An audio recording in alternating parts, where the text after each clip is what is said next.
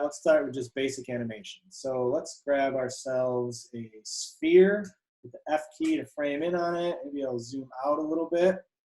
And what we want to get familiar with here is the timeline. And what the timeline shows down here is, first of all, these are your frames. We can click and drag. It shows you what frame you're actually on. Mine's defaulting out to 120 right now. You can see that down here. There's some enter fields. There's 1 and 120, and then there's 1 and 200. And then there's this little bar that I can drag, which is showing like the actual visible area of the animation.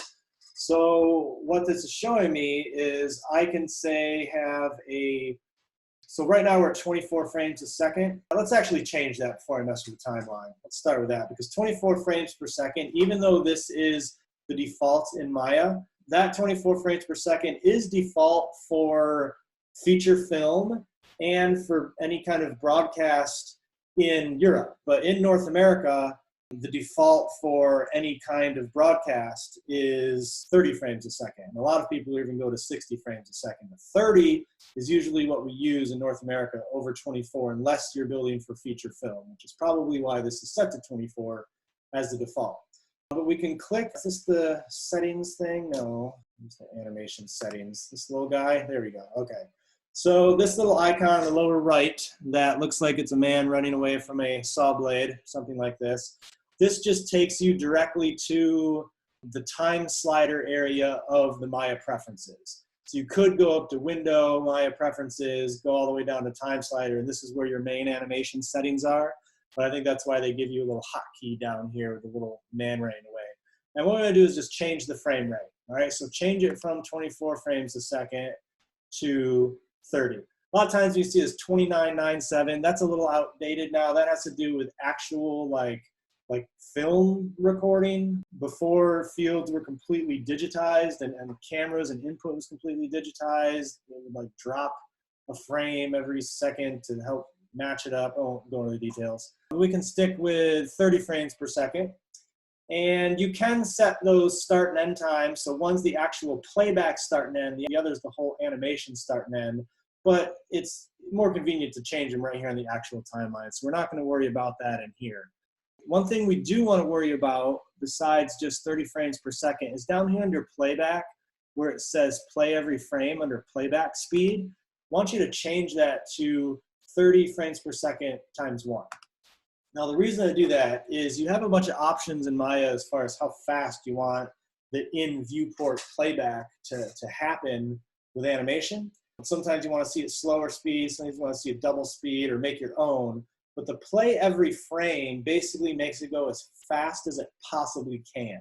And sometimes when you have a ton of stuff in your scene, a ton of particle effects and fluids and all kinds of dynamics and all kinds of stuff going on, and your computer can't handle going the full speed, sometimes you want it set to play every frame, because then it will at least jump through every frame. If you had it set to 30 frames per second times 1 and your computer couldn't handle 30 frames per second, it's just going to jump at any random frame wherever it can chunk and handle. So if you have an extremely heavy scene and you know your interactive playback isn't going to be real time, then play every frame is the way to go, because then you're not going to miss anything and it's just going to take you through the process even if you know it's slow. But for us, we're not going to approach that level of complexity. So we want to set it to 30 frames per second times 1, meaning that when we play back our timeline, it's not going to show it at like way faster than it's actually going to be. It's going to show it at the real time that we animate out of. All right, so those are really the only 2 settings, okay? So we want to set 30 frames per second because that's our standard for digital media in North America, and then setting the playback speed, all right? So now we've set those basic globals. So when you're going to start animating, we typically want the channel box open, because this is going to show us the channels that we can animate. And right now, if we're just talking about moving, rotating, or scaling, that's what all of these channels represent. Only there's 3 for each one, because there's 3 axes in 3D space for each one. And to move something around, well, before we start moving around, I'm sorry, let me go back to the timeline. Now that we changed our settings here, in the timeline here, now let's say I'm 30 frames per second, so let's say I want to make a 10-second animation. So in your scene, you should set it up this way, that the outer boxes, which is the whole animation sequence, should be from 1 to 300. So it should go from 1 to 300 will give you 10 full seconds. And then this middle bar, you can take these boxes and just kind of drag them around to see more or less of that timeline. So you can drag them to the complete edges and see the entire 10 seconds on your timeline. Oops, see what I mean? Go all the way from 0 to 30, or 1 to 30. I guess it does say 0 there, but it doesn't actually let you get there, which is interesting. And then you can, take a much smaller view. Maybe I only want to see 100 frames, or maybe I want to see like 50 frames and work in much more detail. So that's important to be able to quickly kind of deal with your timeline down here. So I'm going to set it where it just shows me about, I'll just set and show me 90 frames. So show me 3 seconds out of the 10 at any given time. All right. Now, if we want to start moving something around, we have to set a keyframe first. There is a way to automatically animate, and I'll show you that in a minute, but that causes a lot of unnecessary keyframes and unnecessary bloat when it comes to fine-tuning your animation. So it's really best practice when you start, especially keyframe animating, to only animate the keys that you need to animate just while you're getting started, so you don't kind of blow up your graph view or anything when you're going to look at properties. But first we have to set a key, because if I just have the animation at 30 seconds, right, or 30 frames at 1 second, and I change something, it's not actually going to animate, because I have to go back to frame 1 and tell it to kind of stick first, right? So we're going to set that first key. And what we do is we set it, we don't set the keys on this timeline. We actually set the keys, I guess you can technically, but we're going to start, I'll show you that in a minute, we're going to start by setting them in the actual channel box. And that's because, again, we want to key just what we want to move. All right, so let's say that I want to move this thing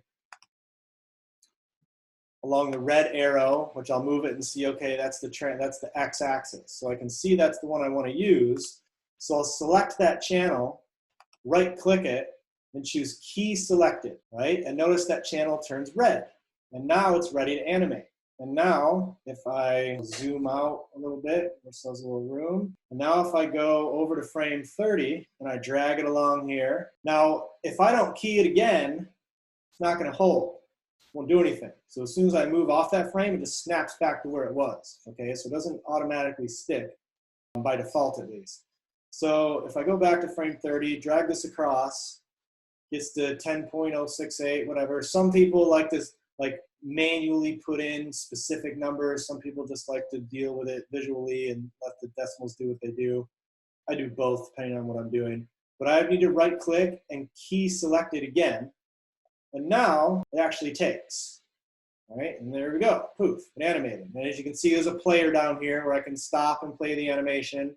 I can also play it in reverse. I can step through each keyframe, which will just step right from keyframe to keyframe. I can step through each individual frame, or I can fast forward and rewind at the extreme edges. So you have quite a bit of control to forward play, back play, step through keyframes, step through individual frames right at the tip of your fingers right here.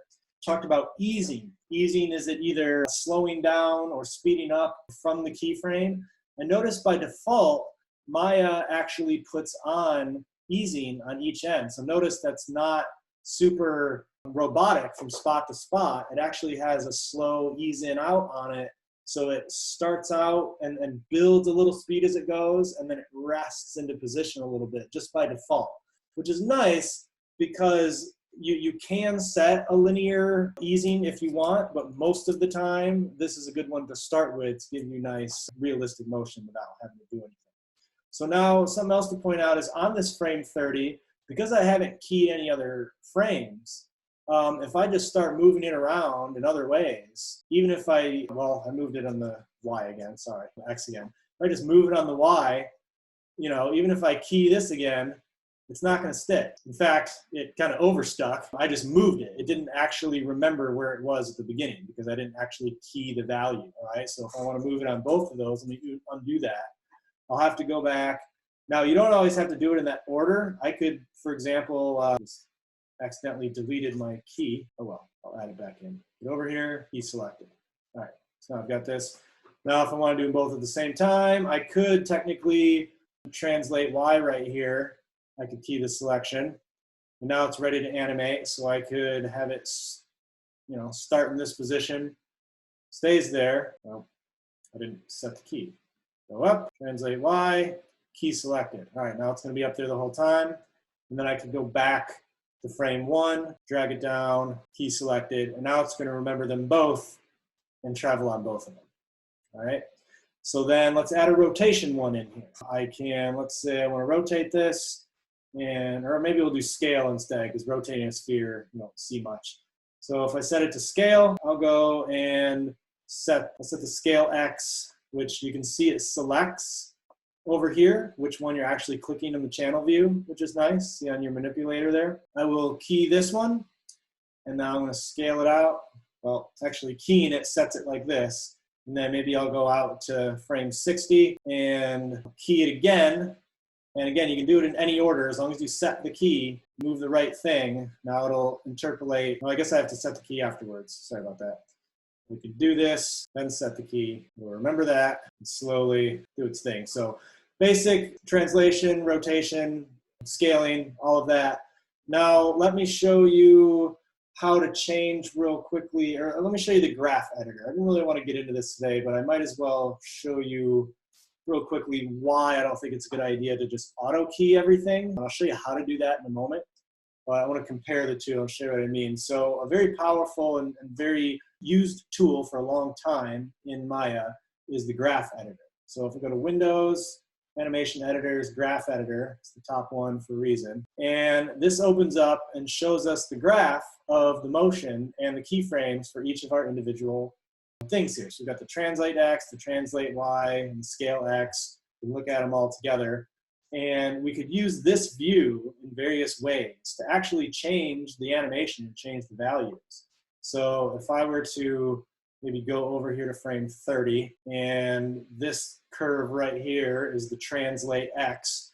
So if I were to drag this around, I can actually move the object by moving this point around on the curve. So I'm actually changing the value. You can see that it opens up these Bezier handles, and this is how we change the in and out of the easing. Is there's all kinds of tools in this graph editor to create new little Bezier points, and then once you've got a point, like I could click on this stepper and actually make this a tangents. Here we go. I right click, tangents, and I can use flat, and that gives me a flat tangent.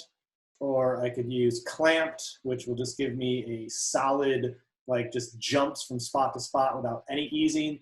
So this is really the easing tools. You probably won't have to deal with this much. Just the default curvature that gives it a nice ease in and ease out into each keyframe will probably suffice. But yeah, under certain circumstances, and if you want to look a little deeper, you can do quite a bit with changing the tangents of these points and adding them and just kind of playing with the curves here. So a lot you can do inside of this. But one thing I want to point out is if you wanted to be like, okay, Chris, it's ridiculous to have to choose each individual channel that I want to animate. Now, the reason I show you that first is, first of all, that's the simplest in terms of the scene complexity to do it that way, because you're actually creating keys. And you don't necessarily want to create keys on a bunch of stuff that you're not going to be moving around and not going to be using. So ideally, you'd really only kind of set keys on the ones that you are using, but there is ways to set them on multiples at once. So let me back up a little bit. If I delete that sphere, I'll throw a cylinder in here. Now we want to move this around. Now, one thing I can do, if I know, for example, that I'm going to want to move it around a lot in all directions, then maybe I'll select all three of these and choose key selected, and I can key 3 at once. I just keyed it on frame 30. You have to be aware of where you're at with your key. So now if I do the same thing, I'll go to frame 1, key selected. You have to actually key after you set the value, even if you've set the key first, because this is just basically setting the values, and that doesn't go both ways when you make a move. So if I wanted to move this up here and over here and towards us, all 3 of them, now I can right click, key selected, just keyed all of those at once. And now it took, and it's filling them in all in between, right? So now you can also, if I undo that, so you can key individual channels, you can key multiples by selecting multiples. If I go back, there you go. But one thing is you can also, besides just key selected, if you want to get crazy about it, you can choose key all keyable. and that will automatically key everything that's possibly keyable in this area. Now, there's certain other things that you can key as well, like, can I key the radius? Yeah, so be aware that it's not just translation, rotation, and scale. It's really powerful that Maya nodes, you can key and animate almost anything. So let's actually try this. If I key this radius at 1, and go out to 30, and set this radius to 2, make it fatter, key selected, and there it goes. Now I'm animating the actual properties of the cylinder, more so than just scaling it, which even though we could technically do the same thing as I just did by scaling it, there's a lot of situations where that's not the case. Like, for example, you all remember me showing you in Paint Effects how each of those tubes that it makes has like hundreds of different channels. You could animate every single one of those. It's really, really powerful for you on any given object, or if you start getting into more advanced things in Maya using particle effects and things like that. When you look at the channel box with a selection and you look at how many different channels there are, even like earlier when I added materials and put maps on, you can animate maps. You can animate the 2D position node of a map, and I could have made that baby monkey just like animate across the surface rather than just sitting there standard. So it's very, very powerful how much you can actually, how many different things you can animate just by these channels. So let's see. So I've shown you how to key everything. You can key everything at once. So I did that. Now, if I go here a little bit, and maybe I'll use the window, I'm sorry, modify, transform tools. Maybe I'll use the universal manipulator where I can then move in 3 directions and do some scaling and do some rotating. And then I can just right click and key all keyable again. And now it's just going to record all of those changes between those 2 keys, right? So really fast way to do that. But if you're going to go ahead and key all keyable, you might as well use the auto key thing, or a combination of just keying only the ones you want and using the auto keys. So let me show you how that works. So by default, you do have to, and of course the keys are attached to the object itself. So as soon as I deleted that object, all those keys and all that animation is gone. But if you don't want to right click and set the key each time, as you get more into animation, if you do, you will find in time how doing it kind of in a less is more kind of way and only keying channels that you need and things like that, you will find where that's helpful later on as you try and tweak things and combine things to have just less data. But if you're just trying to do something very, very quickly, you could set this little icon down here, the auto keyframe toggle. All right, this auto keyframe toggle, which is right next to the little guy running away, the little settings thing. If you have this, then things should key automatically as you move them. So for example, if I go over to frame 30 and I take the move tool, I move this out of the way, maybe I have to set the key first and then it updates. Yeah, I think we're gonna have to set the key first. So for example, if I were to right click and do key all keyable, so that these all turn red and they're basically now turned on for animation, and I have the auto key on, now I believe I can move things around willy-nilly. You can see that actually put a red keyframe tick here in the lower left corner.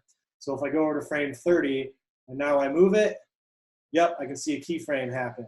And I go a little further, move it up, keyframe happen. Go a little further, decide to scale it down, keyframe happen. Stay at the same one and rotate it. All right, keyframe happened. And now very quickly, all of this stuff and all of these keys, you'll notice even where I scaled in a couple of spots, like all of these are being, applied and adjusted. And, you may find that's much easier. I'd say that if you decide to use the auto key, so you don't have to physically, specifically set a key each time, at least try and limit which fields you're actually, or which channels you're actually animating. This can seem really easy and powerful to do it with both of these. You can very quickly end up with a chaotic mess with your keyframes and have a hard time cleaning it out. So usually, finding some combination in the middle of just it being an artistic free-for-all versus having some kind of idea of what's being set up and what's being done, programmatically behind the scenes to create all of this stuff is helpful. So if I have all of these things set, and now I peek at the graph editor, Windows, general editors, nope, animation editors, graph editor. You can see that, well, it's not too chaotic looking here because I didn't move things around too much. But I do have one set for every single one of these, and I can click them individually. Looks like there's a few I didn't move yet, some of the rotations. But I could affect each of these channels individually, or I could affect them all together like this. And lots of tools in here. You can dig in a little further just as far as 2D curve editing. But this is a very old school, very widely used technique to deal with animation, is this graph editor, to deal with the subtleties of not only position and scale, but also of just the easing of tangents between. So now what can we do with the keyframes on the actual timeline, right? Like how can we move them around? So if you try and click it, you're just gonna keep doing this and just getting to the time itself, right? Let's select one on frame 30, I think I was. So it looks like the key tick happens at the beginning of that little shadedness. What can we do? Now we can delete keys. So I can just hit delete, and that's one way to get rid of them, is I can select one and just delete it by right-clicking and undo so it comes back. There's different types of keys, breakdown keys, in-between keys. There's keys that will like drive other keys. There's so much in there. I'm not even going to get into it. If you want to dive deeper in animation, by all means, just read through the help menu about animation, read into some more of the deeper tools. Tangents, so you saw how you can kind of visually see the tangents, but if I wanted to do clamped, for example, here and here, then instead of it being nice and smooth, it'll probably like snap a little bit between those. I don't know, it's kind of hard to see. But anyway, usually when you're dealing with tangents, when you're first learning what they do and how they're being affected, it's better to use them in the graph editor. It's just kind of worth noting that you can indeed kind of change these things. So there's a lot of like, there's ghosting and lots of different animation kind of helpers and tools and things. But the last thing with the basics of keyframing is I want to show you is if you hold shift, yeah. So if you hold shift and click and drag on the time bar, then you'll get this like red selection thing here. All right, and what this does is this will allow you to affect more than one keyframe at a time, and will allow you to move them around. So let's say if I just select this one, all right, and sometimes it can get a little hard to see. It looks like the ticks actually turn yellow. But once I have a selection, and I could make it much smaller, like I could select the object. If you ever lose your keyframes and wonder where they go, they're attached to the object itself. I select the object, and maybe I'll just hold shift and bring this over a little bit. There's inner arrows and there's outer arrows. The outer arrows scale the time in relative position, which will move it. You'll see how that affects with multiple selection. Then the inner arrows actually just moves it along the timeline. All right, so if you just want to move a keyframe, just select it, holding shift, and then use these inner arrows to move it where you want it to go. Now, if I had a couple of these close together, it really doesn't matter, they're close together, but you get these two a little closer together. Now, if I select both of these, holding shift, I can again use the inner arrows to move them around, or I can use the outer arrows to scale them relatively. Now, notice how close they are is getting closer together and further apart. So a lot of times when you're dealing with animation, this is really, really powerful for you to be able to just select a bunch of keyframes and say, okay, I want this motion, I want this to go further and stretch out. But a lot of times that kind of progressive scaling is going to give you the effect you want versus just actually just nudging them and trying to move each individual one a little bit. Like it basically kind of keeps the relationship, the original relationship between them. So that's how you can very quickly, and you can also, with a selection, you can right click, you can delete both of those keys. You can delete whole sets of keys by just using shift and getting yourself a selection to work with. So that is pretty much how to make stuff move in the basic keyframe way. Again, just as a quick review, you got the main timeline down here. We opened up the preferences, set it to 30 frames per second, our North American standard, set the playback speed to 30 frames per second, so we know we're always seeing that when we play through how it would actually look. We play, rewind, step through keyframes, step through individual frames, and we use this channel box, which we can get with the little side things here. Okay, that can stop. And you can individually set keys. You can set all of them. You can use the auto key to either have the keys automatically create, or you set it and manually set your keys if you want a little more fine-tuned control over it. So every little nudge doesn't set a key. That can get real frustrating if you're trying to nudge something around and get it in the right spot and then ready to set a key. So there's plenty of times where you'd want to use both, but just understanding that the power of these to turn this on and off and to key these either individually or by group selection, or just go nuts and key all keyable, which I would typically not recommend. I typically recommend you at least know what you're trying to key and key just those parts for now, because this is just the transform node for move, rotate, and scale. There's a lot of other nodes that you can end up keying as well. So I think that covers all you will need to be able to make some stuff move around. As you start playing with animation, definitely keep an eye on your graph editor and just see how what you're doing kind of is represented on it. Right now I just have a bunch of keyframes on this object that won't go anywhere or do anything, so you don't see any graphs right now. But play with the different tangent types and all of that, and you can just kind of, get whatever kind of motion you're looking for.